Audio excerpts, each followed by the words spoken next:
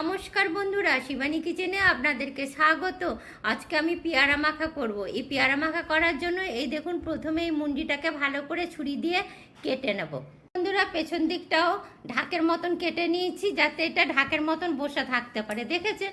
এবার এই যে ভেতরের যে পাল্পটা আছে সেটাকে এই ছুরির সাহায্যে কেটে কেটে আমি বের করে নেব। পেয়ারাটা এইভাবে কেটে নিয়েছি আর ভেতরটা এইভাবে কুড়ে নিয়েছি। এবার এই পেয়ারা কোড়ার মধ্যে হাফ চামচ এই দেখুন আমচুর পাউডার দিলাম, কাসুন্দি দিলাম, একটুখানি চিলি ফ্লেক্স দিলাম, এই দেখুন সর্ষের তেল দিচ্ছি, লঙ্কা লবণ গুঁড়া দিলাম, দিয়ে এটাকে আমি ভালো করে মাখিয়ে নেবো। এই দেখুন, পেয়ারা মাখাটা খেতে দারুণ লাগে। আপনারাও ঠিক এইভাবে পেয়ারা মাখা করবেন, দেখবেন দারুণ লাগবে খেতে।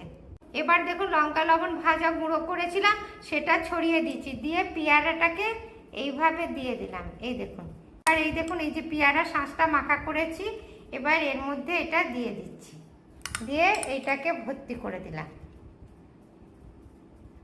এই দেখুন বন্ধুরা, কি দারুণ আমার পেয়ারা মাখা হয়েছে। আপনারাও ঠিক এইভাবে পেয়ারা মাখা করবেন, দেখবেন দারুণ খেতে লাগছে। আর আমার রেসিপিটা আপনাদের যদি পছন্দ হয় তবে লাইক করবেন, কমেন্ট করবেন, শেয়ার করবেন। Thank you.